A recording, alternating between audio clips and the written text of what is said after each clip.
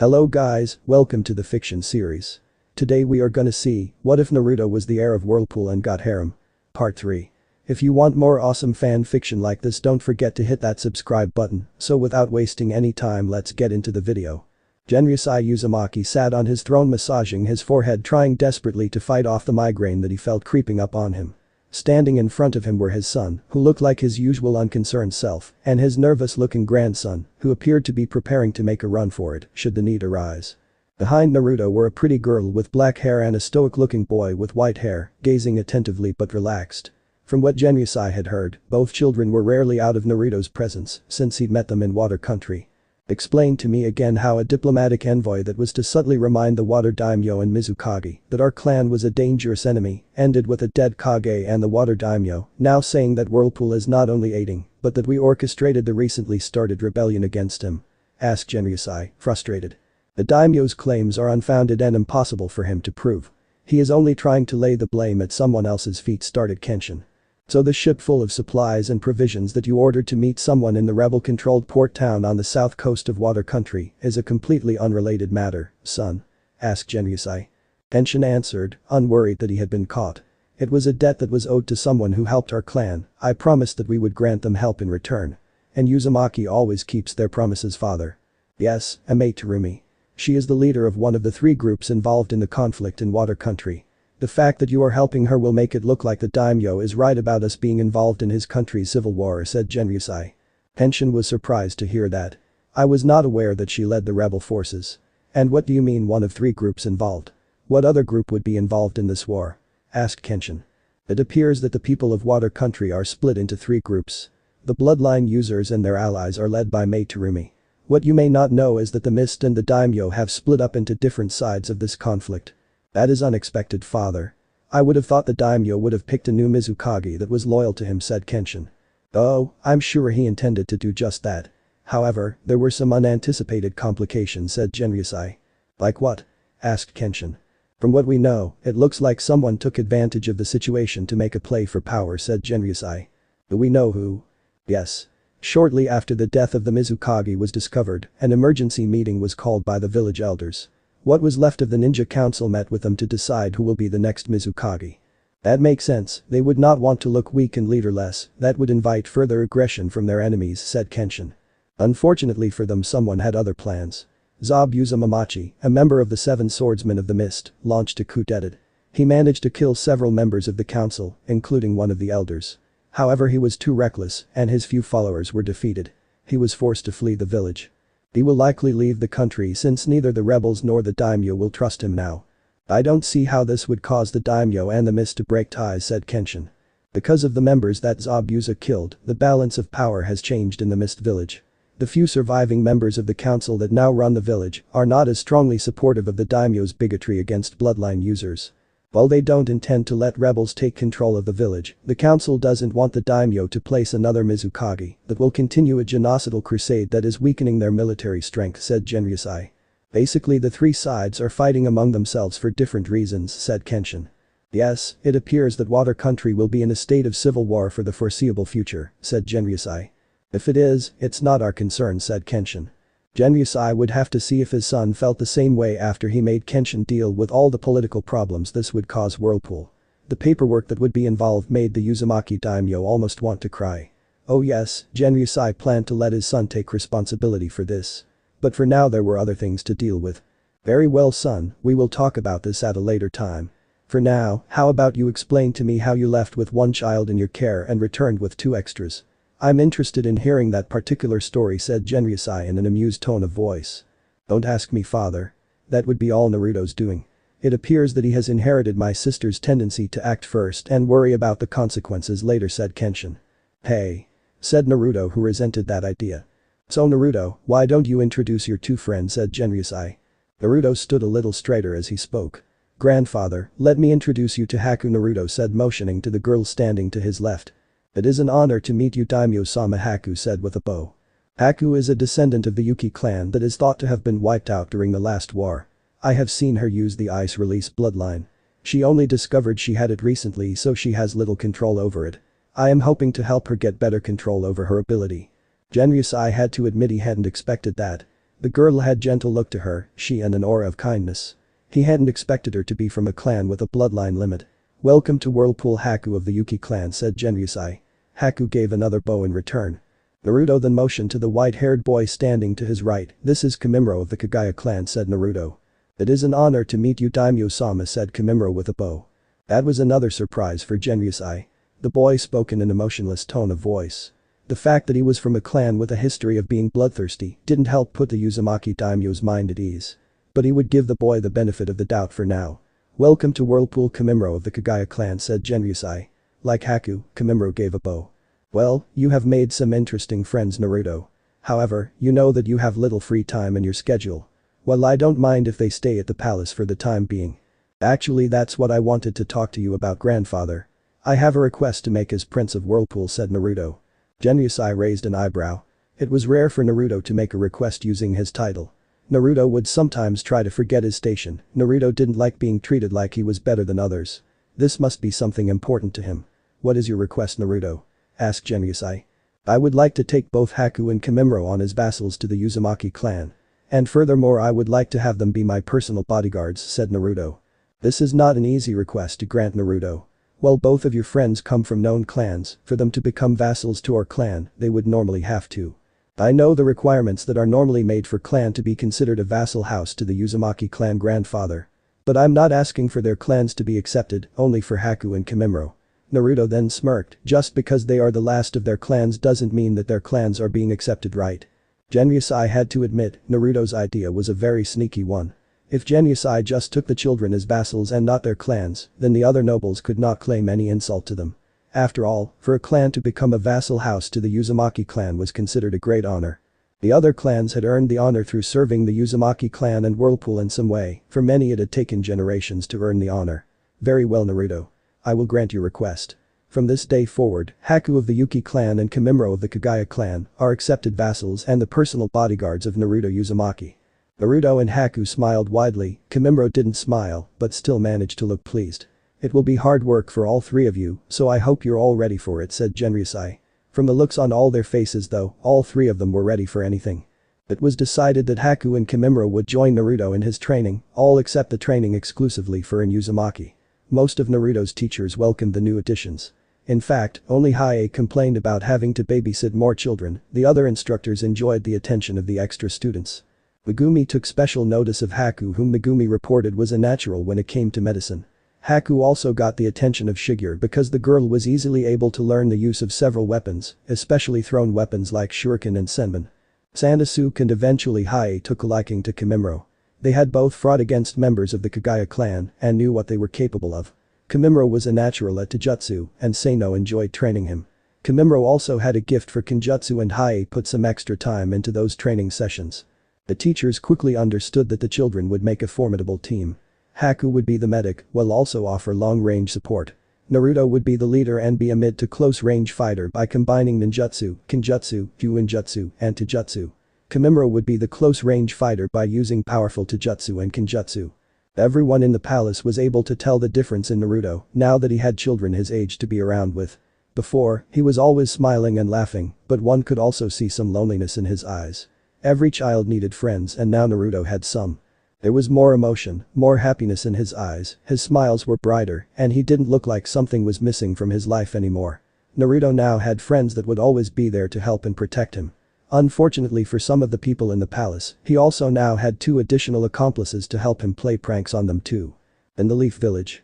Hinata was happy to finally receive a letter from Naruto. The last one she got from him was over a month ago when he told her that he was going on a trip to Water Country. In the letter, Naruto told Hinata about his trip and what happened in it. Naruto also told Hinata that he finally made some friends his own age.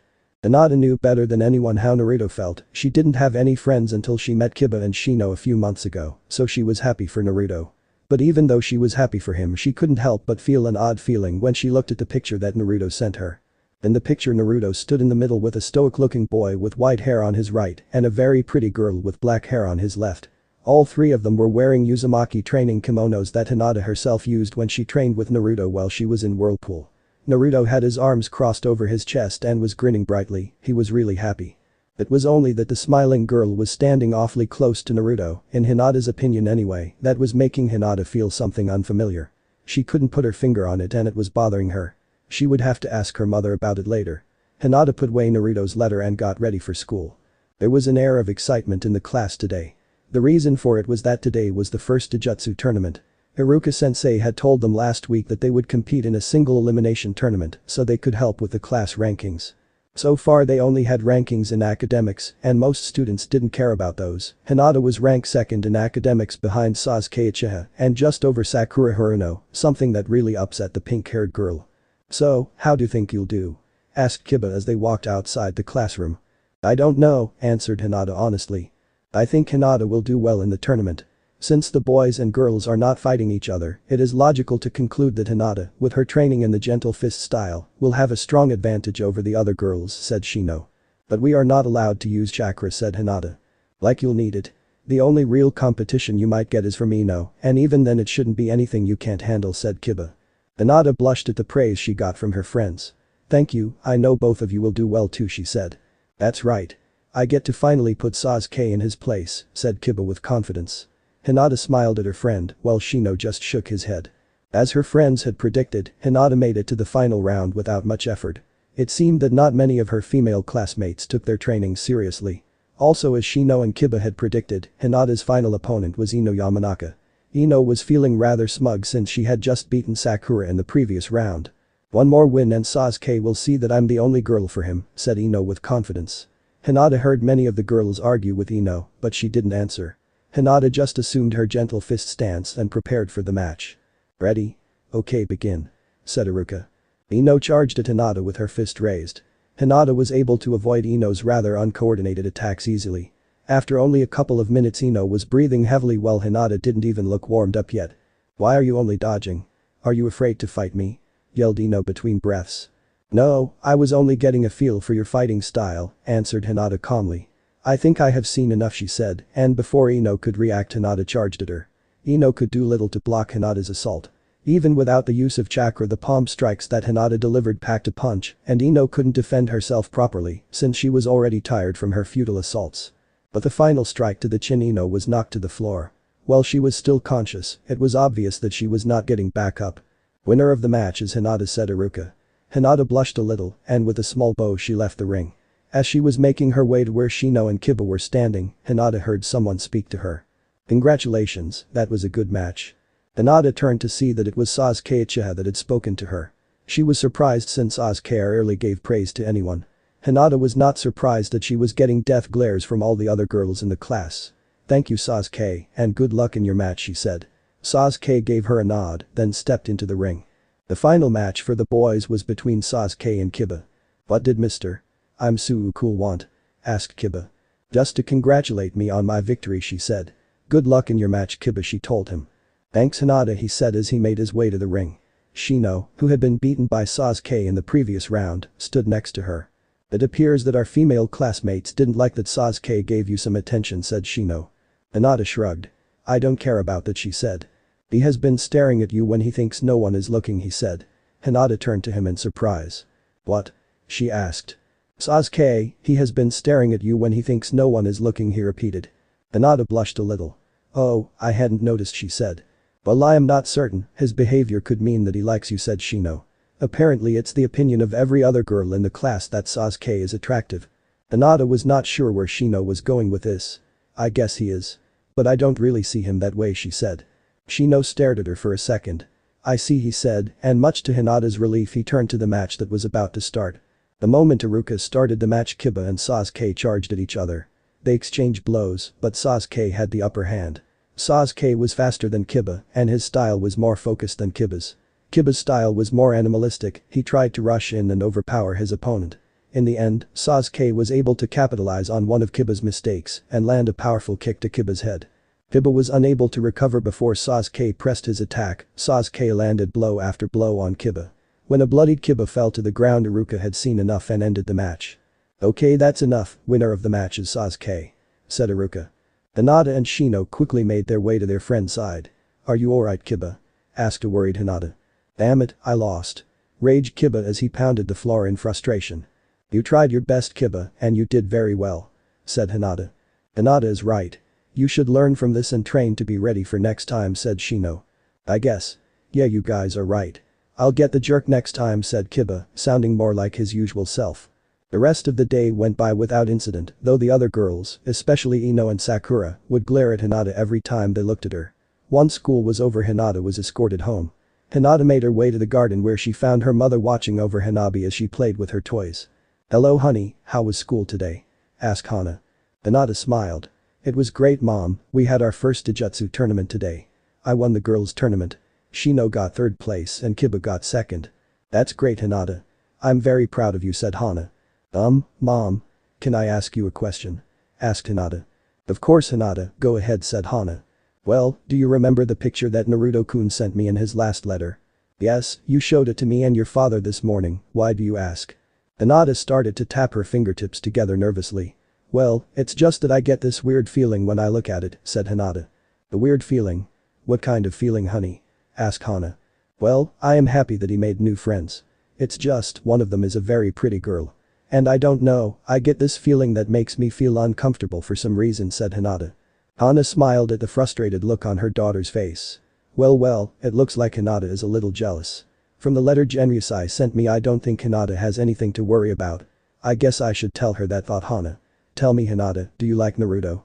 Hinata blushed. Well yes I like Naruto-kun she said. And do you think Naruto would ever want to hurt you? Asked Hana. No, Naruto-kun is very kind. I don't think he would ever want to hurt anybody answered Hinata. Well then you don't have anything to worry about honey. After all, both of your best friends are boys and there is nothing wrong with that right? I guess you're right mom. Thank you for explaining it to me.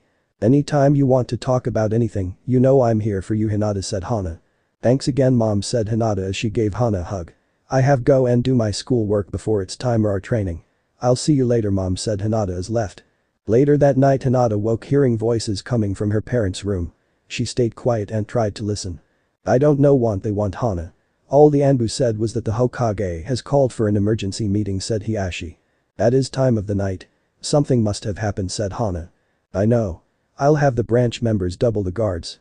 Get Hanabi and stay on alert, guards will be posted at our door and on Hinata's room as well. I have to go he said. Be careful love said Hana. Always he said and left the room. Hinata would stay up for a while wondering what happened that would make her father so worried. She didn't know that the following day the entire village would know what happened and it would shock them all. Hiashi walked into the council room to see the rest of the clan heads and civilian council members, all looking as confused to be here as he did. Hiashi took his seat next to Shikaku Nara. Do you have any idea what's going on? Asked Hiashi. No, nobody knows anything. But I have a feeling it involves the only one that isn't here said Shikaku. Hiashi looked round the room and noticed that there was only one clan head missing. Maybe Fugaku is late, after all I just got here. Shikaku shook his head. No. He has never been late to any meeting. The head of the ninja police is always the first to be notified. Something happened and it has to involve the Uchiha he said. Just as Shikaku said that the Hokage and his advisors entered the room. Once they were all seated the Hokage spoke. Thank you all for coming in on such short notice. It is my regret to inform you all that there has been a horrible tragedy in our village tonight, said the third Hokage with sorrow in his voice. Earlier tonight, Itachi Uchiha turned traitor and slaughtered the entire Uchiha clan. The council gasped in shock, followed by yelling and shouting from all directions. Quiet! Bellowed the Hokage. I know this is a shock to all of us, but please try to remain calm. Lord Hokage, are you telling us that there were no survivors? That Itachi killed every member of his clan? Asked a council member. There is only one survivor, Itachi's brother, Sasuke Uchiha. However the boy suffered severe mental trauma and we are uncertain the boy will come out of the coma he is in, said the Hokage. And what about Itachi? Asked someone else. I have ordered several Anbu squads after him. As of now Itachi Uchiha is an S-class missing ninja, said the Hokage. The news of the Uchiha massacre would spread like wildfire across the village and later the rest of the elemental nations. Several months had gone by since the Uchiha massacre. The loss of one of their largest and most powerful clans was a devastating blow to the Leaf village. Had it not been for the Leaf's allies, it would have been tempting for some of the rival villages to attack the Leaf. But even with their loss the Leaf village proved its resilience. It refused to appear weak among its peers and proved why it was considered the strongest of the ninja nations. No current missions were cancelled or postponed and no new missions were refused. As far as any outsider was concerned, the Leaf Village continued after the massacre with little effect. For those who lived in the Leaf Village, it was a different matter altogether. The lack of the ever-present members of the ninja police force was painfully evident. The Hokage had decided that placing a single clan in charge again would be a mistake, so the new ninja police force will be made up of ninja from several clans, as well as some clan-less ninja. It was a slow process to rebuild the police force at the moment because they didn't have the manpower, but the Hokage was making it one of his top priorities. The entire Leaf Village had taken the loss of the Uchiha clan very hard, but none more so than the only survivor of the massacre, Sasuke Uchiha. Sasuke had spent over a week in a coma from his brother's mental attack. He spent over a month in the hospital after that. One thing that was clear after his release from the hospital was that Sasuke Uchiha had changed. An event like this would change anyone, but the Hokage feared for the boy. Sasuke, like most Uchiha, had not been the friendliest of people, but he had also never been hostile towards others. The Uchiha clan always believed they were superior to anyone else, but they rarely showed open aggression towards others. They usually felt an Uchiha shouldn't lower themselves to the level of commoners. The Sasuke Uchiha that left the hospital was openly hostile to anyone that so much as looked at him. The Hokage offered to place him with another clan, but the boy refused. He insisted in living in his parents' home. The Hokage didn't like Sasuke living alone in the empty compound, but it was the boy's right to do so. The Hokage was more worried about the reports he received from the boy's teachers. Sasuke was never what one would consider a friendly child, but now he refused to interact with his classmates. Anytime one of them would try to be friendly with him, he would rebuff their efforts, often with open hostility, making it known that he wanted to be left alone. Sasuke had also become overly aggressive in his taijutsu spars and had already injured several of his partners.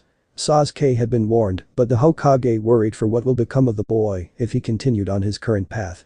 The path that Sasuke is on only leads to darkness. The third can only hope that time will help heal the boy's emotional wounds. Hinata sat quietly eating her lunch as she listened to Kiba complain about the unfair punishment he received from his mother for a prank he had pulled on his sister last week. Hinata enjoyed spending time with her friends. Hinata hadn't made friends with many other children, but was on friendly terms with several of her classmates. The girls in her class mostly ignored her, and that was fine with her. At least the girls stopped trying to get her for stealing Sasuke's attention after what happened to Sasuke's family. Hinata felt sorry for Sasuke. Her clan was not the closest of families, but she couldn't imagine losing all of her clan members like Sasuke did. Hinata was worried what the loss of his clan was doing to Sasuke. He was never really friends with anyone before. Now he reacted aggressively towards anyone that tried being kind to him. Hinata had tried to give her condolences, but only got a glare from him in return, and that was one of his more friendly reactions. "Hinata, did you hear me?" asked Kiba. "Oh, I'm sorry Kiba, I didn't hear what you said. I asked if you're excited for the summer vacation. Your birthday is a couple weeks after school gets out, right? So, what are your parents planning?" "Well, my parents are taking my sister and me to spend the summer out of the country." Hinata hadn't told her friends about Naruto yet. She knew if she told them she was spending her summer in Whirlpool, they would ask why she was going there of all places. "Oh man, that means we won't get to see you on your birthday," whined Kiba. I'm sure Hinata's parents have a logical reason for this, Kiba. Perhaps they wish to spend some time as a family away from the village. Shino said, trying to calm Kiba down. "Yeah, I guess. Well, there's always next year, right?" said Kiba with a grin. Hinata couldn't bring herself to let him know that she would be spending all of her summers in Whirlpool. In Whirlpool, one of the many assistants of the Uzumaki clan walked warily into the daimyo's office. The moment she stepped inside, she froze, she couldn't move, she stood rooted at the spot. She was staring into a pair of piercing violet eyes, into the raptor gaze of an Uzumaki. The eyes flicked towards the stack of papers that were held in her hands, and she saw them narrow into a smoldering glare. Excuse me Uzumaki-sama, but here is more paperwork that needs to done by today." The assistant hurriedly walked forward and placed the papers on the desk. After giving a quick bow, she fled the office as fast as she could. Meanwhile, the pair of violet eyes kept glaring at the paperwork, as if the owner believed that if he glared at them hard enough the papers would disappear. Sadly for him, the paperwork stubbornly remained. "You know, if you didn't keep scaring away every woman that looks at you, you might actually get laid once in a while." It was a familiar and amused voice that got the Uzumaki's attention. "What do you want, Seino? As you can see, I'm rather busy." Kenshin knew better than to talk to Seino about his sex life. "I can see that." Seino chuckled. "Your old man's still making you do all his paperwork, huh?" "Yes," growled Kenshin. "I thought he would get over it by now." "Oh, I'm sure he did. My father is just enjoying his free time a little too much. But today is the last day I have left of this torture." Yeah, I get now why you never really wanted to be daimyo. It's a pretty boring job. Is there a reason you're here, Seino? Asked Kenshin. The day is the day. Seino's tone was no longer an amused one. You don't have to go alone, you know. I can go with you if you like. I'm not going alone this year. I plan on asking Naruto to accompany me. Kenshin's answer surprised Seino. The only person that Kenshin ever took to this yearly appointment was his sister Kushina when she was alive. That means you'll have to tell him what happened, you know that, right? Asked Seino. I know. Well, I know how hard it is for you to talk about it. Naruto will understand, I'm sure of it. Thanks, Seino. I'll leave you to your work then, later, Kenshin. Kenshin watched his oldest friend leave the room, he then reluctantly returned to work. I swear, she going to kill me one of these days, whined Naruto as Haku treated the many cuts he had received during weapons training. He, Haku and Kimimura were sitting in one of the training rooms after finishing a training session with Shigeru. Naruto-sama, I'm sure that Shigeru-sensei is much too careful for any of us to get seriously hurt, said Haku. Naruto didn't look convinced, but he knew how much Haku admired Shigeru, so he didn't bother arguing. It looks like your healing ability is taking care of your injuries just fine, Naruto-sama. I told you I didn't need medical attention, Haku-chan. You can never be too careful with your health and safety, Naruto-sama, right, Kimimura? Asked Haku. Kimimura simply nodded while Naruto muttered something that sounded like traitor. Fine, can we go now? My uncle needs me to go with him somewhere later and I need to get ready, said Naruto as he stood up from where they were sitting. As they made their way out of the training room, Haku asked Naruto a question. Naruto-sama, did you receive another letter from Hinata-sama? She is coming to visit soon, is she not? A huge smile lit up Naruto's face. Yes, she is. Hinata-hime told me that the academy is almost out for the summer and she and her family will be arriving in a couple of weeks. I'm really looking forward to seeing her again. Naruto was happy to have Haku and Kimimura as friends, but he still missed Hinata, who would always be his first friend. I also look forward to meeting the girl that will one day be Naruto-sama's wife, said Haku, causing Naruto to blush. It was still weird think about that for Naruto. Hinata is really nice, I'm sure you both will like her. My grandfather is planning a big party because her birthday will be a few days after they arrive. The three of them continued to talk about what the next few weeks would be like with the Hyuga visitors. Naruto shared everything with his friends, and they did the same, well, Kimimura to a much lesser extent, but it was the thought that counts. Several hours later, Naruto found himself walking alongside his uncle in a part of the People's Palace that he had never been before. Of course, with a massive palace like this one, there were many areas that Naruto had never seen. This was different, however. The last door they went through had several guards watching it, and once inside there was nobody around. The only thing that Naruto knew for sure was that they were in one of the lowest levels in the palace, well beneath the ground floor. They walked through a long and wide corridor lit by the many torches that lined the walls. The walls were made of white marble similar to the one used in the Garden of Life, but while in the garden the stone shone with life, here it had an eerie glow from the torchlights. They stopped when they got to a huge and ancient wooden door bearing the Uzumaki crest. Where are we, uncle? Asked Naruto. We are in the final resting place of the members of the Uzumaki clan, said Kenshin. Naruto's eyes widened slightly. That was the reason why his uncle wanted him to come alone. Naruto knew that the Garden of Life was where the founder of the clan was buried, but he never really asked about the rest of the Uzumaki clan. Now he had the answer. Kenshin placed his palm on a seal in the door and it glowed for a second before the door slowly opened. Let's go. The cavernous Uzumaki Crypt was sight to behold. Naruto could see hundreds of tombs much like the one in the Garden of Life, all of them in straight rows. Kenshin silently led Naruto deeper into the crypt. Naruto noticed all the tombs had some similarities. They all had the Uzumaki crest carved in the front and they all had statues of men, women, and in some cases children, standing vertically above the coffin, as though guarding it. Naruto also noticed that nearly all tombs had a sword or in rare cases other weapons resting on them. The tombs that Naruto could see in the opposite direction from where he and Kenshin were headed are clearly much older than the ones they were walking toward. Naruto saw that to his left there were empty spaces that he could assume were for future tombs to be made. When a member of the Uzumaki clan is born or added by marriage, a place for is prepared for them in this crypt. The hundreds of statues here have been sculpted by our finest artists in the likenesses of our clan members to honor our fallen, said Kenshin with more feeling in his voice than was usually heard. Naruto started to pay more attention to the faces on the statues after that. These were his ancestors, his family. Naruto was so focused on the statues that he nearly ran into his uncle, who had stopped walking. Kenshin stopped next to the statue of a woman with long hair. She was around his uncle's age and was very beautiful. This is my mother, your grandmother, he said. Grandmother? Naruto asked. Naruto felt his eyes start to water. While his grandfather had often spoken to him about his mother Kushina, his grandmother was rarely spoken of. Naruto knew very little of her. She died while giving birth to me. I never met my mother much like you never met yours. Father took her loss very hard and hardly ever speaks of her. What little I do know about her, like you, I learned from others. Naruto didn't know what to say so he remained silent. He did notice 3 empty tombs to the left followed his grandmother's. Naruto realized they were likely for his grandfather and uncle and. Your mother should have been here, said Kenshin as he pointed to the following empty tomb. The leaf refused to return her body, claiming that when she married your father, she joined his clan. They are technically correct, but that doesn't lessen our anger over it. Naruto was angry too. His mother should be here with her family, here with him.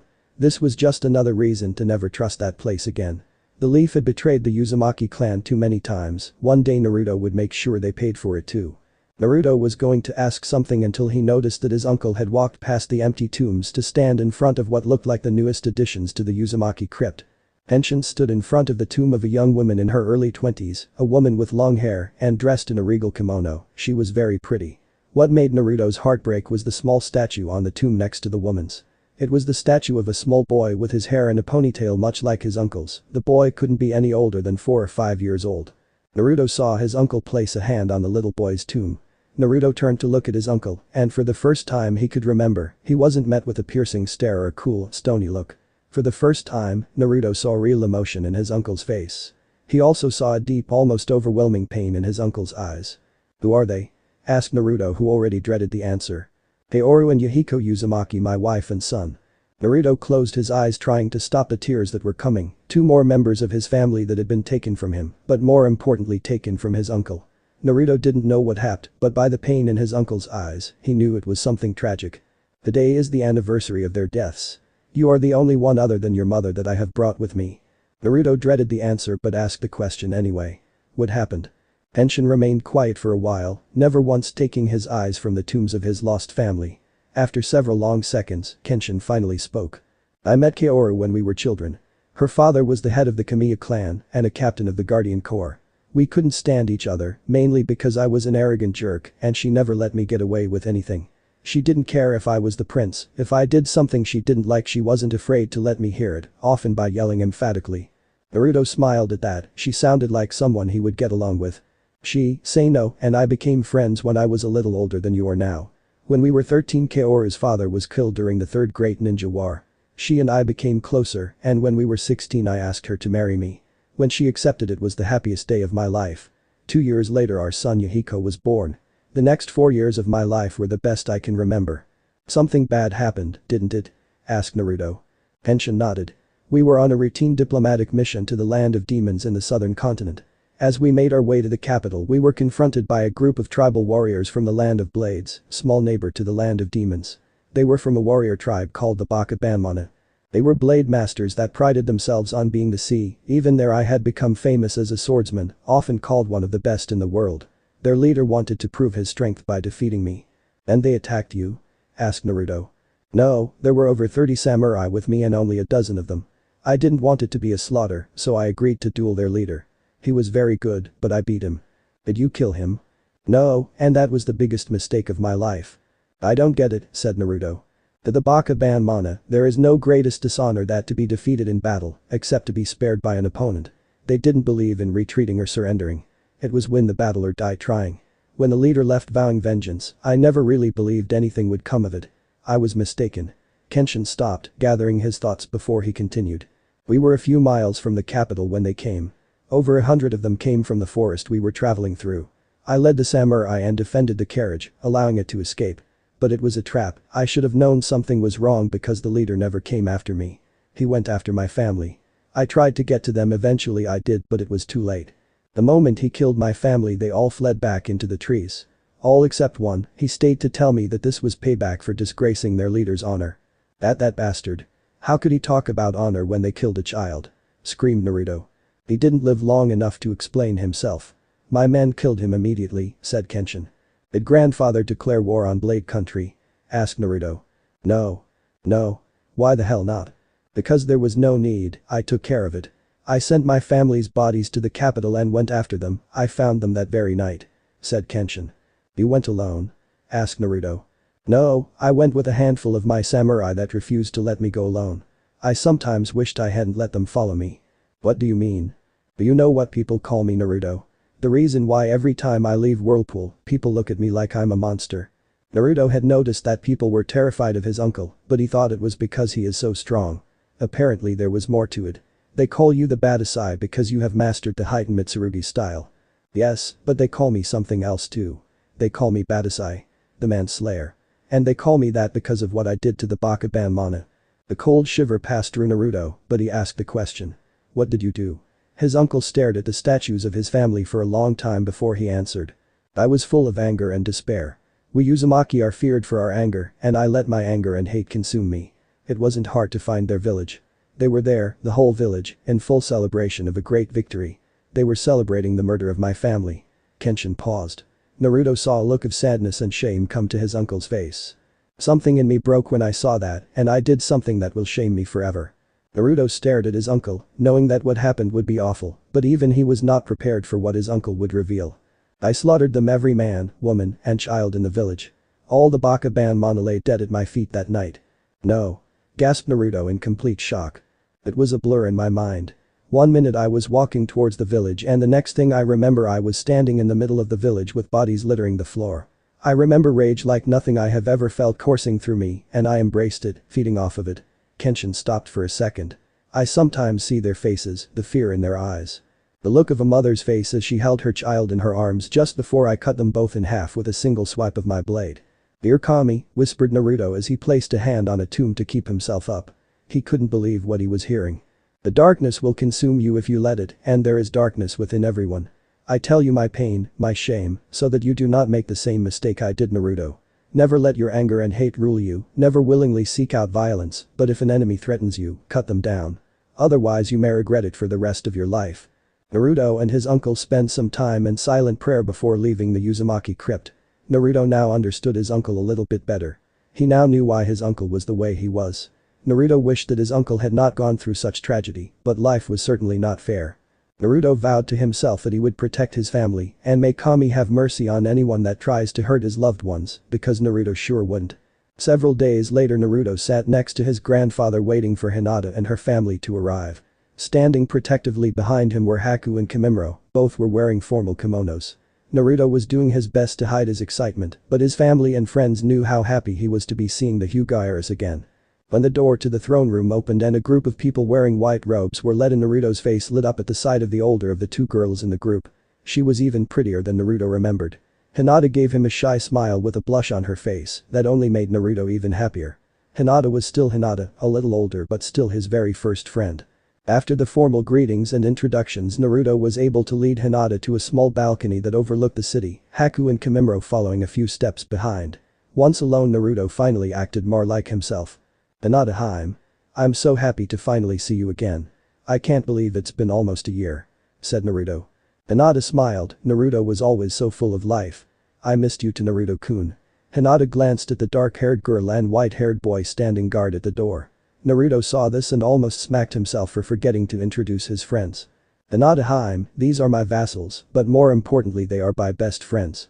This is Kimimaro of the Kagaya clan," said Naruto as he motioned for Kimimaro to come closer. Kimimaro stepped closer and bowed to Hinata. "It is an honor to meet you, Hinata-sama," he said in a tone of voice that reminded Hinata of Shino. "It is nice to finally meet you as well, Kimimaro-san. Naruto often speaks about you in his letters." Giving Hinata another bow, Kimimaro stepped back to stand next to Haku. "And this is Haku of the Yuki clan," said Naruto as he motioned for Haku to step forward. "It is an honor to finally meet you, Hinata-sama," said Haku with a smile and a bow. "It is nice to meet you as well, Haku-san," said Hinata. Hinata tried very hard to suppress the feeling of jealousy that was rising in her chest.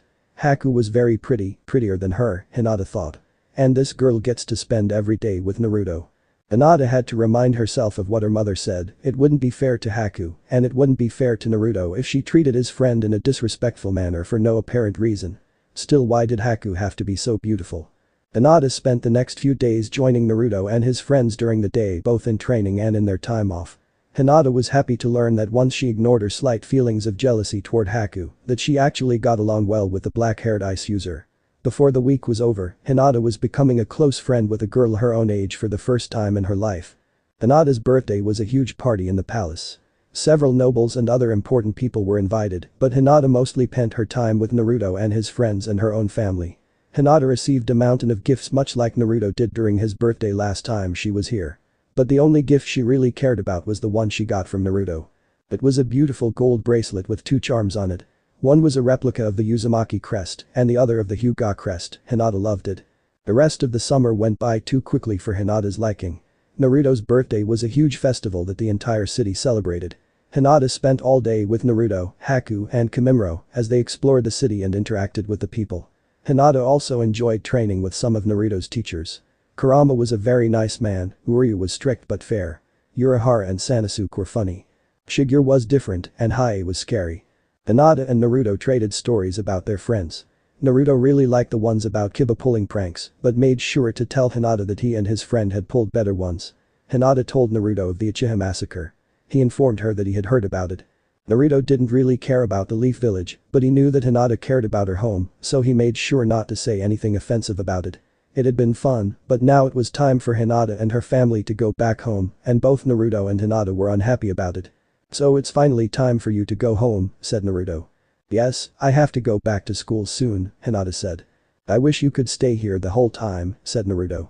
He was going to miss spending time with Hinata. "I wish I could spend more time with you also.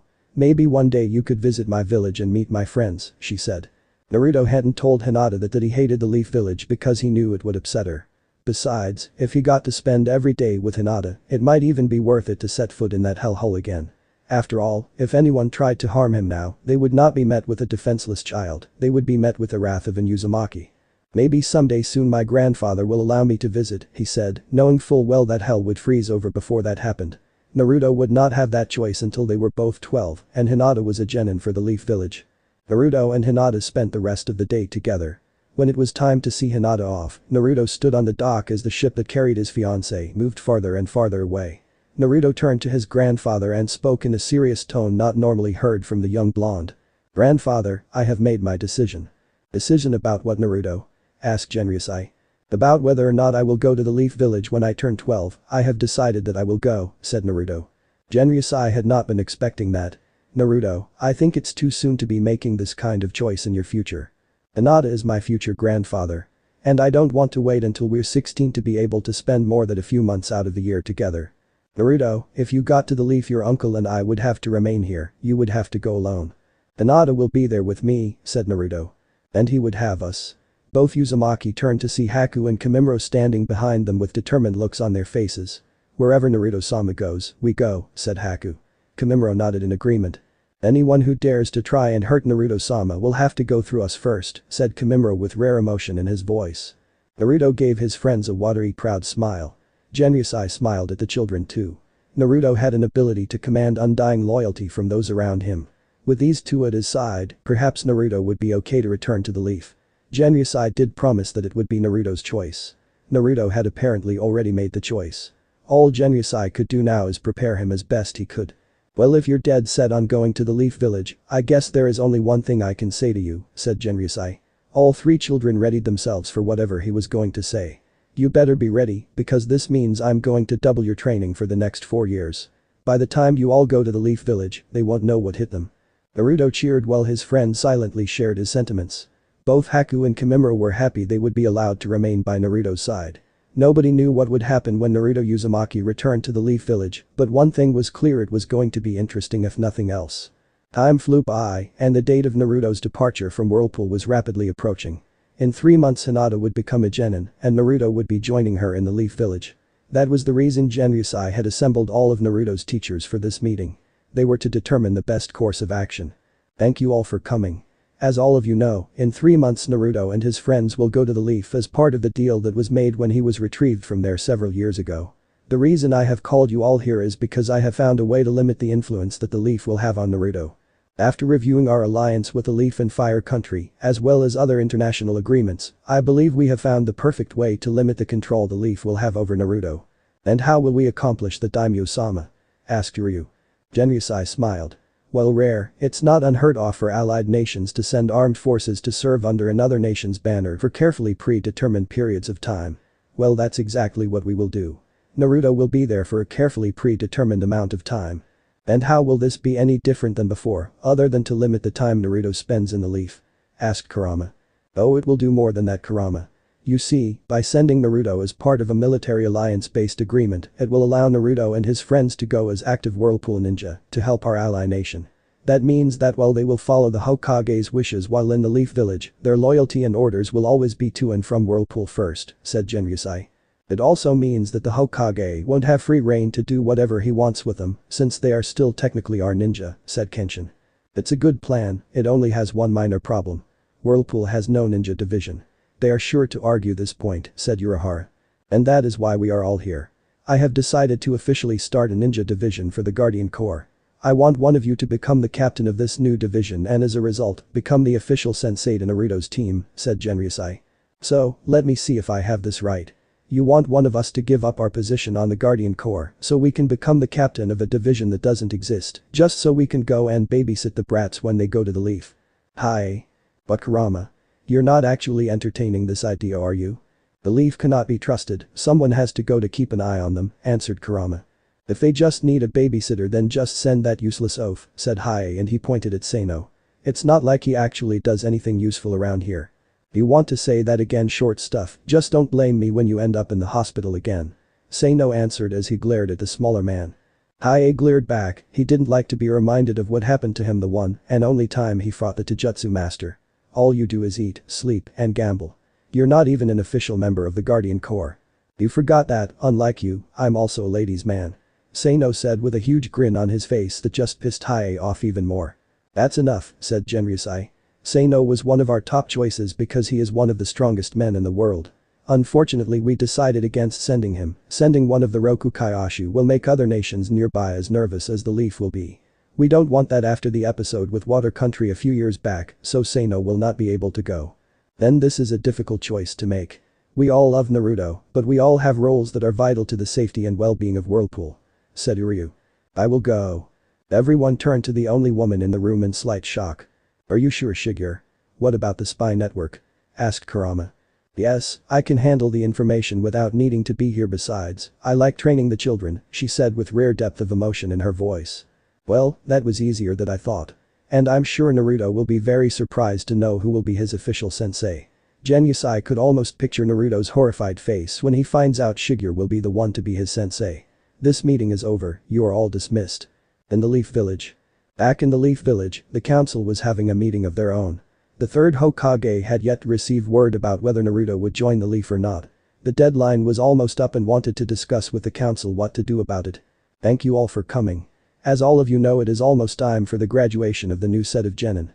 The reason I have called you all here today is because I haven't heard from Whirlpool on whether Naruto will be joining the village as we all hoped. We need to figure out what to do about convincing the daimyo to allow him to become a ninja of the Leaf. There was a murmur around the room and many eyes landed on the head of the Hyuga clan. I have not been told if the Uzumaki have made a final decision. Hiashi was lying. He knew that Naruto would be coming to the Leaf and the Uzumaki were trying to limit the amount of influence the Leaf could have on the boy. It was also going to be a big surprise for Hinata since she wasn't aware Naruto would be coming to the Leaf Village. I thought that it was your daughter's job to entice the boy to return to the village, said one of the civilians. Hiashi gave the man a Byakugan enhanced glare. My daughter's relationship with the heir of Whirlpool is of no concern to you. Her relationship with the Namikaze heir is of great importance to the village. I would have thought after spending every summer there for the last several years, she would have made some kind mark on the boy that would make him want to come to our village. Danzo didn't care about the relationship between Naruto and Hinata, he just wanted Naruto here so he can gain some control over the boy. As I said, I know nothing more than you. However, I would assume that if the daimyo agrees to let Naruto come to the Leaf, he will do so only under his own terms. The members of the room thought about what Hiashi said and couldn't help but agree with him. Hiashi is right.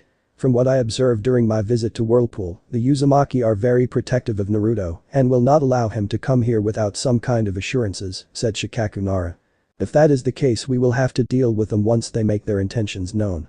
The Hokage was not looking forward to discovering what demands the Uzumaki were going to make, that's for sure. At the academy. 4 years had passed since the Uchiha Massacre.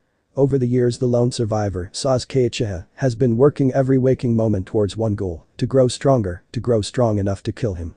However, as Sasuke stood watching yet another pair of losers during taijutsu training, Sasuke came to the realization that gaining the power he would need to accomplish his goal would take more time than he thought. Sasuke hoped that once he was placed on a team and was being trained by a jonin, that he would be able to grow stronger faster. As Sasuke considered his dilemma, he noticed the next pair of classmates go up to the ring. One was the only female in the class whom Sasuke didn't think of as a useless fangirl, Hinata Hyuga, heiress of the Hyuga clan, and an unfamiliar classmate opposing her. As Sasuke watched the match begin, he thought about the dark-haired girl. When Sasuke started the academy, his own father had told him to keep an eye out for her. At first Sasuke didn't know why his father would ask him that, but as time went on he could tell why.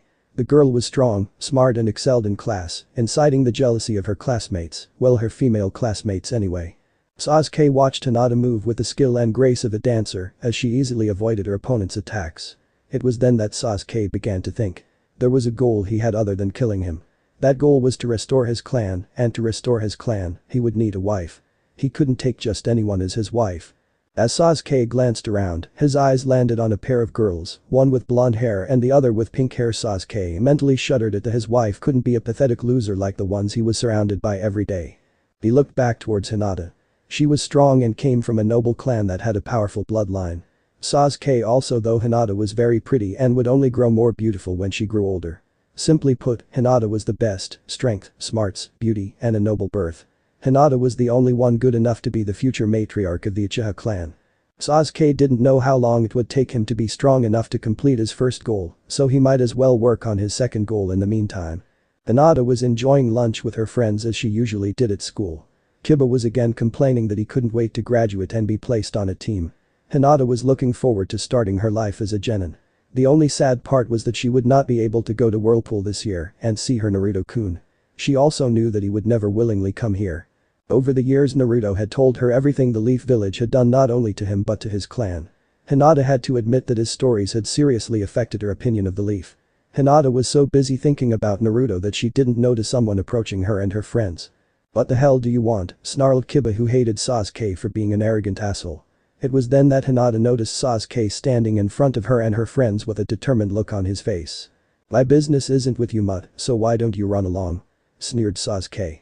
"Bastard," yelled Kiba as he got up to fight, but Shino and Hinata grabbed him before he could. "If you have no business with us, then perhaps you should leave. It would do you no good to remain here," said Shino, trying to defuse the situation. "My business is with Hinata, and it's a private matter that doesn't concern either of you. I would like to speak to her alone, so both of you leave." Hinata was so surprised that Sasuke wanted to talk to her she didn't respond immediately, then Kiba replied for her. "Like hell we're going to leave her alone with you. Why do you even want to talk to her alone? You never want to talk to anyone." Hinata was curious about that too. Sasuke avoided all contact with his classmates unless he was forced to interact by the teachers. By now all the yelling had acquired the attention of the entire class, who were observing the scene with intense interest. Sasuke noticed this and gave an irritated sigh, so much for being discreet about this. "Hello Hinata, I wanted to tell you that you fought well today. I see that you have grown very strong over our time in the academy." "Thank you Sasuke, you also fought well today." Hinata was not sure what Sasuke wanted. He had never complimented anybody since the death of his family. Hinata didn't miss the angry looks that were appearing on her fellow kunoichi. "Great, now they'll be mad at me again. At least it's only a few months before graduation," thought Hinata. "Thank you. Anyway, I wanted to tell you that I would like to get to know you better and would like to ask you out on a date," he said. Whatever Hinata was expecting, this was definitely not it. She was not the only one either, as shouts of "What? And is he serious?" were heard all around them. Hinata was flattered, but had to find a way to let Sasuke know she wasn't interested. She had Naruto and was very happy to be with him. "I'm honored, B. Great, what time should I?" Sasuke had cut her off without bother to let Hinata finish, something he would regret. "But I will have to decline," Hinata finished her sentence. "Pick you up?" It was then that Sasuke actually noticed what she said. "What? Why? I'm afraid I have no desire to date you Sasuke." Hinata explained, to the shock and horror of the other girls. She was speaking blasphemy. "I'm currently in a serious relationship with someone. He not only has my parents' approval, but the approval of my entire clan." Sasuke's pride was stung and his anger flared, especially when he heard snickering around him from some of the guys that were enjoying the arrogant Uchiha's humiliation. Sasuke narrowed his eyes at Hinata before turning to look at her companions. Sasuke knew she had to mean one of them. Hinata hardly ever talked to anyone else. Knowing this made Sasuke's anger boil even more. She was refusing him for one of these losers. "So you would rather date one of these pathetic losers over me, an elite Uchiha?" snapped Sasuke, his nostrils flaring with indignation. "What did you say, you bastard?" Shino, let me go. I'm going to kick his ass," yelled Kiba. Shino didn't let him go. "I would appreciate it if you didn't insult my friends, for they are just that, my friends," said Hinata. Sasuke had enough, he gave them one last sneer, then left to take out his frustration on a training post. Once Sasuke left, Hinata helped Shino try to calm an angry Kiba. None of the three friends noticed the death glares they were getting from a group of Uchiha fangirls. "I don't believe it. Why would Sasuke ask out that pale-eyed freak?" screeched Sakura. She, like all of the Uchiha fangirls, was furious. "I can't believe she actually turned him down," said Ino disbelievingly. "Oh please, she is probably playing hard to get. She was lying about having a boyfriend. The only guys she hangs around are those two creeps. One smells as bad as his dog and the other is just plain weird," said Sakura, getting agreeing nods from most of the other girls. "We should do something to teach her a lesson," said one of the girls in the group. "Yeah, but what are we going to do to her? It has to be good enough that she learns to stay away from Sasuke," agreed Sakura and the others. Only Ino looked nervous. "I don't think it's a good idea, guys," said Ino. "What? Don't you care about Sasuke-kun, Ino pig?" yelled Sakura.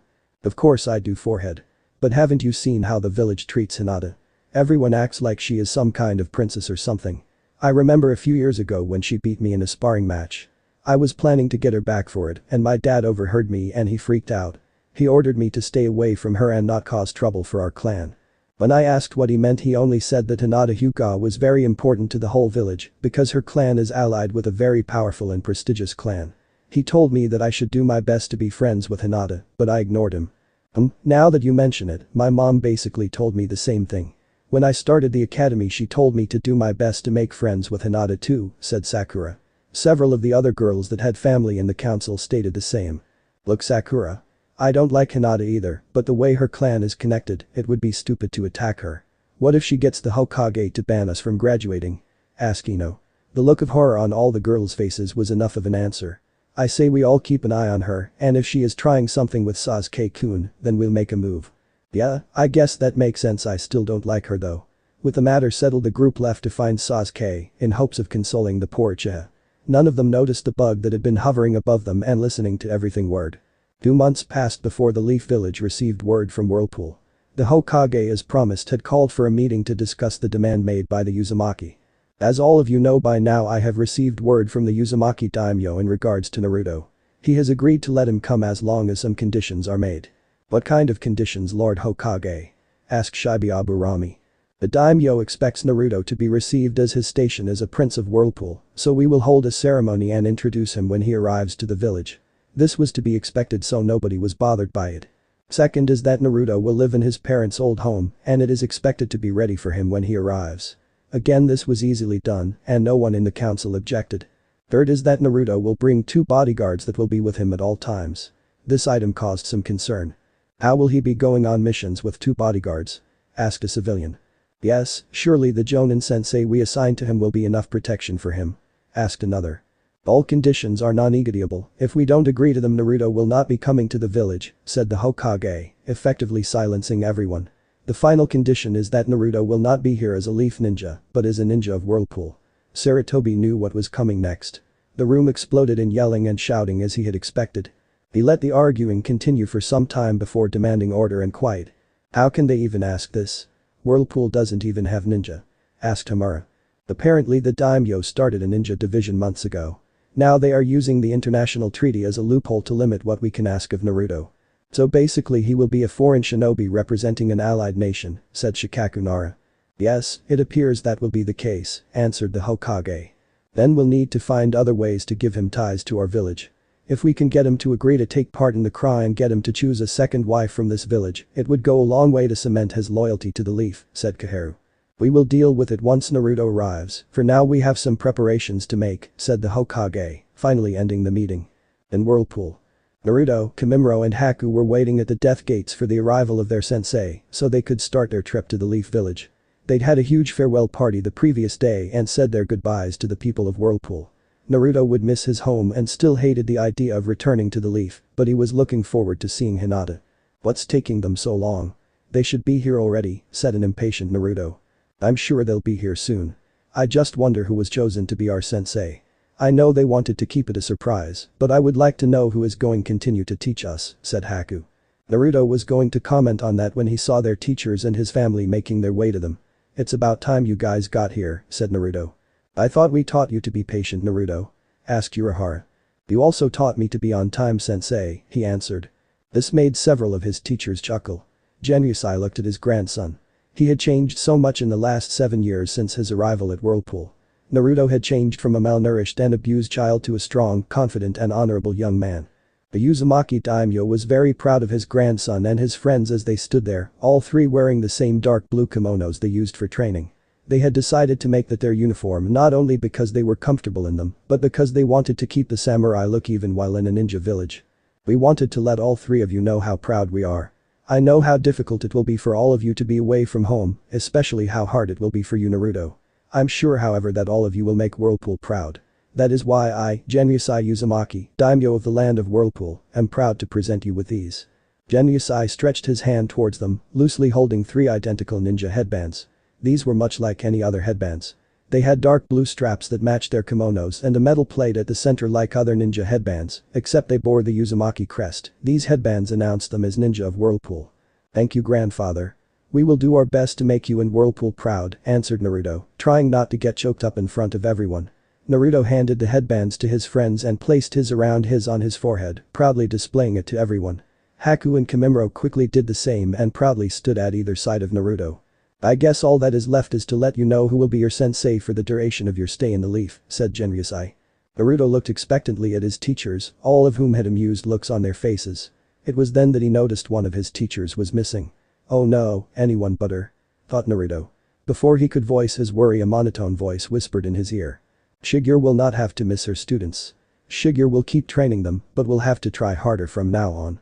Naruto paled and slowly turned to see Shigure standing next to him wearing a Whirlpool headband around her neck. Naruto noticed Haku was very happy. Shigure was one of her favorite teachers. Kimimaro didn't look bothered at all.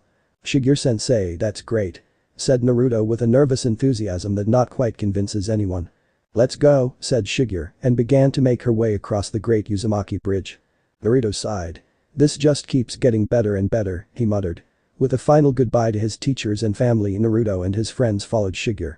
Naruto couldn't suppress the smile that appeared on his face. Soon he would be back at the leaf, and this time he wouldn't take any crap from anyone. More importantly, soon he would see his Hinata Heim.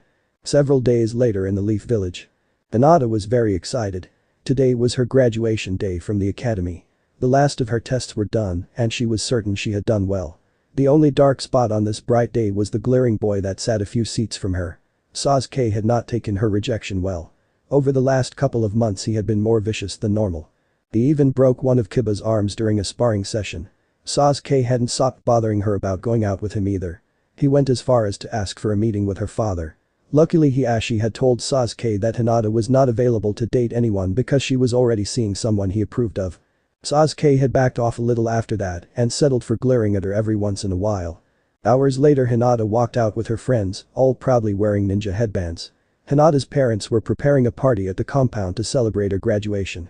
Kiba and Shino had volunteered to walk Hinata home before going to celebrate with their own clans. As they were making their way to the Hyuga clan's compound, they ran into an unexpected and unwelcome person. Leaning lazily against a wall in the alley they were entering was none other than Sasuke Uchiha. "What the hell are you doing here, Uchiha?" yelled Kiba, Akamaru joining in with a growl at Sasuke. "None of your business, mutt. Now step aside." Kiba stood between Hinata and Sasuke. "What do you want, Sasuke? I have already told you I am not interested in dating you, and my father has already told you that. I have found a way to get around your father and your lie. As an official adult now that I'm a ninja I can go to your clan's council and arrange for a marriage contract. If the Hyuga clan's laws are like the Uchiha's, then the elders can overrule the head's decision if it benefits the clan. And marrying me will benefit the Hyuga more than marrying one of these losers," he said, motioning disdainfully to Kiba and Shino. Hinata knew that Sasuke was actually correct in his assessment of clan laws. However, she also knew she had to protection the Uzumaki clan. Hinata moved around Kiba and stepped right in front of Sasuke, locking her gaze with his. "I marry you," she told him with conviction. Before she could say anything else Sasuke grabbed her roughly by the arm. "You will be my wife whether you like it or not," he yelled at her. Kiba and Shino moved to help Hinata, but something else connected with Sasuke's face, sending him skidding across the floor. Both Shino and Kiba turned to see who had done that. They saw a boy about their age wearing a blue kimono and an elegant sword strapped to his hip. He had blonde hair and blue eyes that were sending the Uchiha a smoldering glare. He had his right elbow up showing that he had hit Sasuke with it on the face. Shino noticed he had a headband that had a symbol similar to the one of the Leaf Village, but was slightly different. "You touch her again, I'm taking your hand," said the blonde. "Naruto-kun," stammered a completely shocked Hinata. "Hello, Hinata-hime. You look even more beautiful than last time I saw you," grinned Naruto. Hinata's shock transformed to joy, and she squealed happily as she flung herself at Naruto and hugged him. Naruto eagerly returned her hug. By this time Sasuke had regained his composure just in time to see Hinata hugging a blonde kid he had never seen before. As his anger flared, Sasuke charged them with a snarl, but only got a few steps towards them when he had to freeze. Sasuke felt a sharp and pointy object pressed painfully at his neck and another on his chest. Sasuke looked down to see a sword that looked like it was made of bone pressed at his chest, and then looked to his left to see a senbon pressed at his neck. "You will not harm Naruto-sama," said Haku. She and Kimimaro had moved quickly to stop this boy from attacking their friend. "Let him go, guys, he's no threat." "I was just letting him know not to touch my hime," said Naruto. Haku and Kimimaro reluctantly let Sasuke go and quickly moved to stand next to Naruto. "So, I guess you're Naruto, huh?" asked Kiba. Hinata had told them about Naruto 2 years ago, as well as the arranged marriage between Hinata and Naruto. Shino and Kiba told Hinata that as long as she was happy they were happy for her. "Yes, I am. You two are Kiba and Shino, right? Hinata has told me a lot about you too." There was an annoyed bark from Akamaru. "Sorry, she told me about the three of you," said Naruto with a wink at the puppy that looked happy to be included. "Who do you think you are, fool? You dare attack me? I'm Sasuke Uchiha of the great Uchiha clan, I'm an elite ninja of the Leaf Village," raged Sasuke. Naruto raised an eyebrow. "Elite? I thought you were just a newly graduated genin. If you're not, then this village is more pathetic than I thought," said Naruto. It was then that Sasuke noticed the headbands that Naruto and the others were wearing. "Where the hell are you from? I have never seen that headband before." "Don't worry about it, you'll find out soon enough," answered Naruto. "Come on, Hinata-hime, let me take you home. I look forward to seeing your parents and Hanabi-chan." Sasuke wasn't about to be ignored and made to yell at them, but before he could say anything all of them disappeared via the body flicker technique. All Sasuke could do was fume inwardly and vow to put the blonde in his place next time he saw him. The group appeared several streets from their previous location. Shino and Kiba were surprised when Haku and Kimimaro had grabbed their shoulders, and the next moment they were transported away. "Man, I wish I knew how to do that," whined Kiba. "I'm sure once we are introduced to our teams, we will be able to learn many new things," said Shino. "I hope we get to be on the same team," said Kiba as the group made their way to the Hyuga compound. "Me too," said Hinata. "I would like that as well," said Shino. "Well, the three of you would make a great tracking team," said Haku. Shino nodded in agreement while Kiba stared slack-jawed at the beautiful girl. They continued to make small talk while Hinata and Naruto conspired with each other until they made it to the Hyuga compound. Shino and Kiba bid everyone farewell and left to meet their families. Hinata led Naruto and his friends to meet her parents. "Mother, father, look, it's Naruto-kun," said Hinata happily. Both of her parents smiled. "I see you made it early, Naruto-kun," said Hana as she welcomed him with a loving hug. "I did, Sensei is meeting with the Hokage to get the keys to my parents' home. I didn't want to see any of the village leaders until tomorrow, so we went to look for Hinata-hime." "Well then all of you will join us for Hinata's party to celebrate her graduation," said Hiashi. Naruto agreed, he knew today would be the last day he would be free from dealing with this village for a while. He didn't like being here, but once he saw Hinata, Naruto knew that whatever he would have to deal with, it would be worth it to be by her side. While Naruto and his team enjoyed their time at the Hyuga compound, the Hokage received word that the ninja from Whirlpool arrived at the village. The third Hokage immediately called for the council to assemble in order to welcome Naruto back to the village. It was imperative that the first impression Naruto got upon his return was a positive one. As you all must have heard, Naruto and his entourage have arrived in the village. They are waiting outside the door. I will only say this once, we get one chance to make a good first impression, so let's not do anything that will jeopardize Naruto's desire to be a part of our village. "Have we decided on whose team we will be placing the boy?" asked a civilian council member. "I have chosen to place him under Kakashi Hatake. Kakashi was a student of Naruto's father and is the best person to tell Naruto of the love his parents had for our village. As for his teammates, it will be Hinata Hyuga and Sasuke Uchiha." When the Hokage said this, it sent a wave of murmurs through the room. The heirs of the Hyuga, Uchiha and Namikaze on the same team. They could be the next Sannin, exclaimed a council member. Many in the room seemed to agree with the sentiment. While the Hyuga heir I'm sure was chosen for obvious reasons, what might have led you to pick the Uchiha heir as the third teammate Sarutobi? It was Danzo who had spoken. Sasuke Uchiha is the rookie of the year. And Kakashi is the only leaf ninja that can properly train him in the use of the Sharingan. He will make the perfect third member of the team. Danzo shook his head as an adult would when listening to a child's wild imaginings. Are you truly naive, Sarutobi? Or are you just that behind in your intelligence? There was an uproar at Danzo's clear disrespect of the Hokage. The third raised his hand to silence the room. And what exactly do you mean by that, Danzo? Sarutobi knew that though dealing with Danzo was awkward and often painful, he always had a reason for his actions. What I mean is that even I know placing the three of them together will end in blood being spilled within the first team meeting. This statement caused great confusion throughout the room. Care to elaborate, Danzo? And stop with the riddles, what do you know? Asked the Hokage. I know that for the last 2 months at least, the Uchiha heir has been pursuing a personal relationship with Hinata Hyuga. Everyone in the room turned to Hiashi. Hiashi, for his part, showed nothing outwardly. In his mind, however, he wondered how Danzo knew what he did. Danzo is correct. I have spoken with the Uchiha heir and informed him that my daughter is not available. He didn't take it well. Hiashi remembered perfectly that Sasuke had stormed out of a childish fit of anger. I also know that earlier today there was a confrontation between the Namikaze and Uchiha heirs. It ended with Sasuke Uchiha being attacked by the Namikaze for trying to take liberties with Hinata Hyuga. The room was filled with shouts and arguments once again. Silence. We will deal with that problem, I assure you, Hiashi. Hiashi looked at the third as if saying, you bet we will. Now let us welcome our guest, we have much to discuss. The Hokage signaled for a ninja to open the door and let the Whirlpool entourage in. To his surprise, and that of the council, with the exception of Hiashi who was having a difficult time not smirking, that the only person to walk in was a beautiful woman in a tiny pink kimono.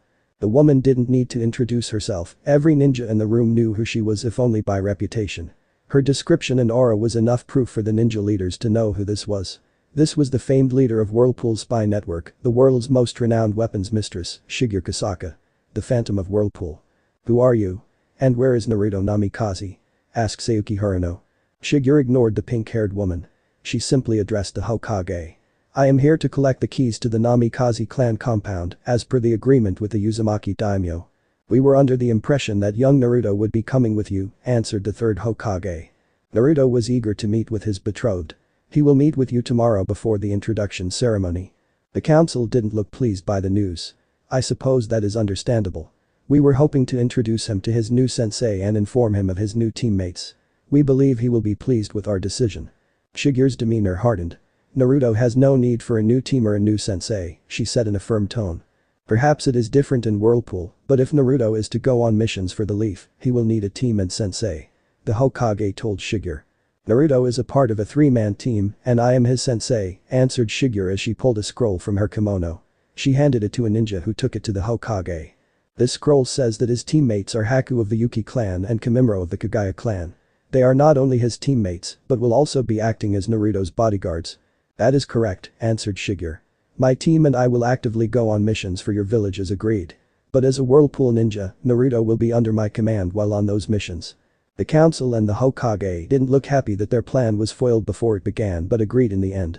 Shigure received the keys to the Namikaze compound and agreed to bring her team to meet with the council and the Hokage before the introduction ceremony the following day. The following morning a silent assailant crept through the halls of the Namikaze compound, his target was none other than Naruto Uzumaki. The assailant had made it into the room of his intended target without the bodyguards and was now standing over Naruto ready to strike. He took a moment to savor his victory, a glint of satisfaction in his dark-colored eyes, then the attack hit its unsuspecting prey. Ah! A frantic scream was heard coming from Naruto's room. Kamimuro and Haku rushed to Naruto's room with weapons drawn and ready to defend their friend. What they were not ready to see was an enraged and totally drenched Naruto throwing shuriken at a small gray mouse that stood on his hind legs like a human and had a pink ribbon tied to the end of his tail. The mouse evaded Naruto's attacks with the skill of a ninja and was obviously laughing at Naruto. Both Kamimuro and Haku relaxed when they saw there was no danger. Tachimaru. Naruto stopped attacking and turned to see that Shigure had entered the room. Tachimaru wasted no time in making his way to her. He quickly climbed to stand on her left shoulder. What the hell, sensei? Why did Tachimaru hit me with a water balloon? Screamed a still pissed off Naruto. I gave him the task of waking you up. Perhaps I should have told him to be less enthusiastic about it. Naruto grumbled but said nothing. He would get the little hairball later. Uzumaki don't just get mad, they get even. Get ready, we will have breakfast before meeting with the council. Will Hinata and her family be there? Asked Naruto. Yes, her family will be there so that she can be introduced as your betrothed. Then I guess I can deal with the council for a short while. As Naruto and his party got ready for their meeting with the council, Hinata was at the academy receiving the news of who would be her new teammates. Now, Team 7 will be Sasuke Uchiha, Sakura Haruno, and our new transfer student Sai. You will be under Kakashi Hatake. Sasuke was furious. He had done his research. It was always tradition to place the top male and the top female students with the dead last of the class. That meant that he should have been placed with Hinata. He grit his teeth, someone had to have changed the teams this time. Teammate will be Kiba Inuzuka, Hinata Hyuga, and Shino Aburami. You will be under Kurina Yuhi. Hinata and her friends were ecstatic that they were going to be on a team together. They all had been worried that they would be split up. All the worrying had been for nothing. The Hokage had to change his plans and decided to not place Hinata and Sasuke in the same team. And finally, since Team 9 is still active, Team 10 will be Shikamaru Nara, Ino Yamanaka, and Choji Akimichi. You will be under Azuma Sarutobi. After congratulating all of the new genin, Iruka had one final announcement. I want to let all of you know that there will be a very important ceremony from the top of the Hokage Tower later today. The Hokage has made it mandatory for the entire village because we will be celebrating the return of the son of the fourth Hokage, Naruto Namikaze. That announcement caused excitement throughout the room. Hinata frowned, she knew that Naruto hated it when they called him by his father's name. He had told her that he was proud of his heritage, but that was in Uzumaki first and foremost. Iruka-sensei, why are we only hearing of him now? Where has Naruto Namikaze been? The son of the fourth Hokage should have been here in the village, right? Asked Ino. There was a murmur of agreement from the rest of the genin. Iruka hesitantly answered her question. When he was young, he was sent to live with his mother's family. Before she married the fourth Hokage, Kushina Namikaze was Kushina Uzumaki, princess of Whirlpool country. She died during childbirth, and the fourth Hokage died fighting the nine-tailed fox that same day. The Uzumaki took custody of young Naruto when he was 5, and he has lived in Whirlpool country since then. He has chosen to return to be a ninja of the village as his parents were before him. The Hokage will make the announcement during the ceremony, that is all the information I have. Now I suggest you all go and get ready. As all of the genin were making their way out, Hinata couldn't help but overhear some of the things the others were saying. Did you hear that? A real prince? Squealed one of the girls. Yeah, and if he looks anything like the fourth you know he's probably gorgeous, said Ino. Hey, what about Sasuke, traitors? Yelled Sakura. Ino shrugged. The only person he has ever shown interest in is Hinata. And we're talking about the prince of a whole country. If you marry him you become a real princess, maybe a queen if he becomes daimyo. Hinata would have loved shut them up, the thought of a few well-placed palm strikes almost made her smile. But Hinata knew the joke would be on them when they found out about her and Naruto. With that thought in mind, Hinata left them to their arguments and fantasies. Naruto and his team had made their way to the Hokage Tower. He was about to meet the Hokage and the council that he had despised for so long. If it had been up to them, Naruto would never have met his family, never met his friends, and never met Hinata. Naruto was ready for them, his grandfather had prepared him to deal with politicians. As they were led into the council room, Naruto showed complete confidence, he would show no weakness to them. The Leaf leaders must learn that he was in Uzumaki, and one should be wary of messing with an Uzumaki. Naruto walked in with Haku and Kimimaro flanking him and Shigure behind him. The room was filled with people, Naruto recognized some of them, the ones that had visited Whirlpool years ago. They were all standing in front of him. The large table that normally was in the center of the room had been removed. The Hokage and his advisors were now standing in the center of the room. A third stepped forward, a smile on his face as he welcomed Naruto. Naruto, welcome back, you have grown much I see. It is great to see you again. Naruto's temper flared. He remembered the Hokage. The third Hokage was the only person he remembered being nice to him during his stay in this village. Of course now he knew it was the Hokage that had actively kept him from his family. He kept a neutral mask on his face as he answered the old man. Thank you for your kind words, Lord Hokage. You're more than welcome. We are happy to have you back. And I for one expect great things from you. Your parents were two of the finest ninja I have ever met and I'm sure you will follow in their footsteps. My team and I will do our best to fulfill our duty to the alliance between my clan and your village. The Leaf leaders didn't like the sound of that answer. It was clear that Naruto didn't consider himself connected to the village at all.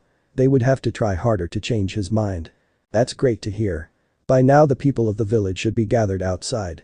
It's time to introduce you to them. They are looking forward to meeting the son of the Minato Namikaze. I will be introduced as in Uzumaki or not at all, said Naruto. That made everyone in the stop and look at him. What do you mean? Asked one of the council members. You're the last of the Namikaze, why wouldn't we introduce you as one? asked another. Because I know exactly what you are trying to do. I don't answer to the Namikaze name, my name is Naruto Uzumaki. I will not be used for your political games. The only reason I'm even setting foot in this place is because I didn't want to wait 4 years to see Hinata. The third could see this heading to an argument and wanted to stop it before it started. Perhaps a compromise can be reached. We can. No. You made the choice to give me the Uzumaki name, remember? Now you have to live with that choice, Lord Hokage. The Hokage Naruto never looked more like his parents. He could see his father's intellect combined with his mother's fierce determination. He knew better than to try and argue with someone with an immovable will. Yes, I suppose I do, don't I would like to speak to you in private when we have more time. I look forward to it, Naruto said neutrally. They all made their way to the top of the tower where Hinata, Hana, and Hanabi were waiting for them. Naruto brightened up when he saw Hinata. She was the reason why he was willing to put up with being in the Leaf Village. He would remind himself of that fact when he continued to deal with the council and the Hokage. Keeping his anger in check was going to be more difficult than he had anticipated. As requested by the Hokage, the entire village had gathered in front of the Hokage tower and was waiting for the ceremony to begin. They didn't have to wait for long as the Hokage and the village council soon arrived. The Hokage stepped forward to address the people. People of the Leaf, 12 years ago, our great village suffered an attack from a monster that was as dangerous and powerful as any army. A great many of our ninja fought and died to defend our people. We lost mothers and fathers, brothers and sisters, sons and daughters. We were on the verge of annihilation. But we were saved by one of our greatest ninja, one of our greatest leaders. Minato Namikaze, the fourth Hokage of the village hidden in the leaves. The village erupted into cheers and the mentioning of the fourth Hokage. The fourth gave his life so that our village could survive. As many of you know, his own wife had died giving birth to their only child that very day. For many years it was believed that their child had died that day, ending the line of the Namikaze. But that was not the case, it was a lie fabricated to protect him. 7 years ago he was sent to live with his mother's family and has been away from our village until today. Today he has returned as a proud ninja representative of an allied nation and a future leader of their people. Without further ado, it is my pleasure to introduce to you the son of Minato Namikaze and Kushina Uzumaki Namikaze. This is Naruto Uzumaki, crowned prince of Whirlpool country. Naruto stepped forward as the Leaf Village cheered. He looked into the masses, he could hardly stomach the hypocrisy. Only 7 years ago they all treated him like demon, like a worthless piece of trash. But he would not let his emotions rule him. Naruto would use all his training and act as the heir of Whirlpool is expected to act like. Thank you, Lord Hokage. I am glad to be here and to represent my home and my clan, the Uzumaki. This will be a valuable experience for me, one that I hope will help me become a great leader for my people once I take the throne or Whirlpool. I look forward to getting to know the village that my parents loved so much. And more importantly, the village that someone very important to me loves as well. The person that is the reason I'm here. That is someone I would like to join me here. I would like to formally introduce to all of you, my betrothed and future queen of Whirlpool, Hinata Hyuga, heiress of the Hyuga clan. While many of the older generation already knew of the betrothal, the younger didn't. They had interesting reactions to Naruto's declaration. Sasuke was seething in rage. Not only had that bastard humiliated him, he had taken the girl he had chosen to be his future wife. He would not let that happen, he would show that blonde idiot who was the true elite next time he saw him. Ino, who was standing next to Sakura, had her mouth hanging open as she saw Hinata standing next to the unbelievably hot blonde. It wasn't fair. No way. Not only is Sasuke after her, but now she is going to marry the prince and son of the fourth Hokage. Whatever, it's not like he is better, that Sasuke-kun, answered Sakura. Will the both of you quiet down? This whole thing is a real drag. Both girls turned to see Shikamaru and Choji behind them. You don't understand, slacker. I would kill to be in Hinata's shoes. She is so lucky. Whined Ino. That sentiment was shared by a large number of girls in the village. You're right, I don't get it. It would be too troublesome to care that much about someone I have never met before. For all you know, this Naruto guy can be a real pain in the a. Oh please. He's a prince. I'm sure he is real gentleman, nothing like you lazy bums. Guess we'll find out, won't we? Since he'll be taking missions with us, said Shikamaru. Before Ino or Sakura answered, Iruka-sensei walked up to them. Good, the 4 of you are here. I was asked to tell all of the top genin to join the council and the Hokage in training ground 1. He is going to have the young prince and his team demonstrate their skills by sparring with some of you. Sakura and Ino dragged Shikamaru and Choji to the training ground where the rest of their teams were already waiting for them. Thank you all for coming in such short notice. As you all now know, Naruto and his team will be joining all of you as genin in the service of the Leaf. But because they have been trained in a foreign nation, we do not know enough about their skill to know what missions they are ready to take. Each member of Naruto's team will spar with one of you to give us an idea of their skill level. The Leaf Genin agreed to participate, well, all except Shikamaru, who though it was too troublesome. The first to spar for the Whirlpool team will be Kamimaro Kagaya. Who would like to be his opponent? They asked the Hokage. I would like to volunteer, Hokage-sama. It was Sai, who was wearing a fake smile that everyone thought was rather creepy. Kamimaro and Sai walked to the center of the field and prepared to fight. Sai started his fight by throwing several shuriken at Kamimaro, who simply batted them away with a swing of his left hand and charged straight at Sai with impressive speed. Sai had thrown the shuriken in hopes of placing some distance between himself and Kamimaro so he could use his ink ninjutsu. Kamimaro didn't give him the time, and Sai had no choice but to go for his ninja to uncharge at Kamimaro. Kamimaro blocked Sai's blade with his forearm and delivered a staggering blow to Sai's face, sending him tumbling across the training ground. When Sai shakily tried to get up, he swiftly found a pointy object pressed on his neck. Sai carefully looked to his right and saw a sharp bone knife sticking out of Kamimaro's palm pressed against his neck. Winner of the match is Kamimaro Kagaya. Wordlessly, Kamimaro made his way to Naruto's side, where he was congratulated by his friends. Haku then made her way to the center of the training ground. Next up is Hakuyuki. Who would like? I'll do it, Hokage-sama. Ino was not going to let this chance get past her. She wanted to impress the prince. As Ino made her to the center of the training ground, she carefully bepised her opponent. Ino begrudgingly had to admit it, the girl was beautiful. She couldn't tell how good a figure she had because of the loose-fitting kimono Haku was wearing. Ino noticed that Haku was carrying a sword strapped to her left hip. She is carrying a smaller sword than the katana the prince is carrying.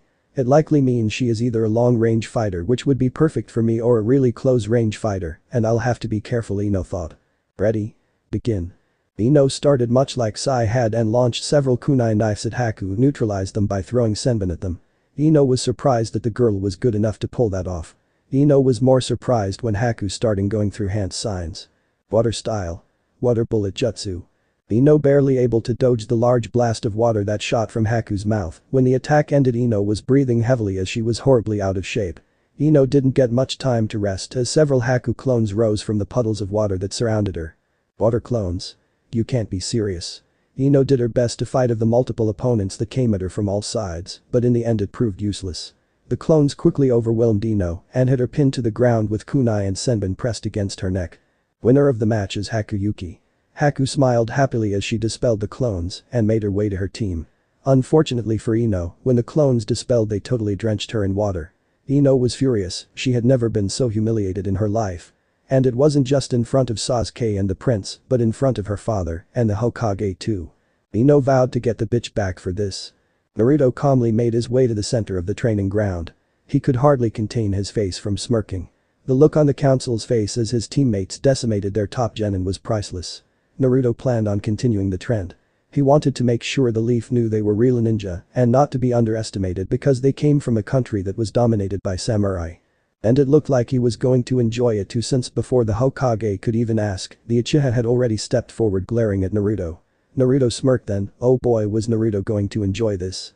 Ready? Begin. Naruto didn't look bothered by the start of the match, in fact he looked rather bored, which only pissed off Sasuke even more. You think you're special, don't you? Just because you're the prince of some backwater rock in the middle of nowhere. Don't make me laugh. I'm going to show you what a true lead is capable of. Are you going to talk me to death, or are you actually going to do something? Asked Naruto in a bored tone. Sasuke had enough and charged at Naruto. Using his family's taijutsu, Sasuke tried to land a hit on Naruto, who avoided the Uchiha's attacks with ease. Knowing how frustrated the Uchiha was becoming, Naruto decided to further irritate the Uchiha. So this is the famed interceptor fist of the Uchiha clan. Pathetic. He said as he continued to avoid Sasuke's attacks. Do you want me to let you know in on a secret? The reason why it's so easy for me to avoid your attacks is because I'm very familiar with its patterns. And I should be, since they were stolen from the Uzumaki taijutsu style. What the hell are you talking about? This is the style that my clan has always used. Not really, your clan has only been using the interceptor style for about 90 years or so. It's just a bastard version of the Uzumaki style that your ancestors tried to steal from mine. Unfortunately for them, the Uzumaki style can't be duplicated by a non-Uzumaki. Not even your precious Sharingan can copy it. Your clan had to settle for cheap imitations, which is all you're using against me right now. Lies. You don't know anything about my family. Sasuke raged as he redoubled his efforts and attacked blindly, making it easy for Naruto to sidestep him and causing Sasuke to lose his footing. The result was Sasuke landing face first on the ground. Sasuke was physically uninjured, but his pride burned, was mortally wounded. He was not only being made to look a fool, this bastard was insulting and defaming his great clan. Let me show you the true power of the Uzumaki style. Naruto then took a stance. He bent his knees, his left arm stuck forward, while his right beat back with a closed fist, as if ready to punch. On the sidelines. Oh, he's going to use that move. Naruto-sama must still be upset at the Uchiha from what happened yesterday, said Haku. Kimimaro simply nodded in agreement. Naruto-kun needs to learn to restrain himself, said Shigeru. But Naruto. Sasuke was on his feet and took a defensive stance. Bring it, loser, I'm ready for it. Naruto smirked. If that's the way you want it, fine by me. Uzumaki style. Gatatsu. Before Sasuke can even blink, Naruto's fist connects with his face with devastating power, sending Sasuke rocketing across the training ground. He landed unconscious, a few feet from the Hokage and the council, who were in absolute shock from the speed and power Naruto had just displayed. Naruto calmly walked back to his team as if it was no big deal. What the hell just happened? Asked one of the civilians who couldn't follow what had happened. He used an Uzumaki technique, one that usually is used with the sword to get an instant kill. I'm not too familiar with it, but I know the Uzumaki use a powerful thrust to cross short distances and bypass an opponent's defenses with their impressive speed.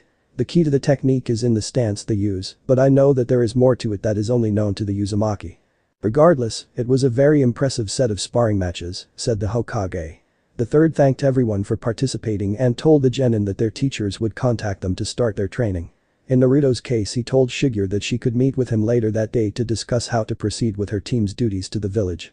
Naruto and his friends walked Hinata home. So far Naruto couldn't complain too much about his stay in the Leaf Village.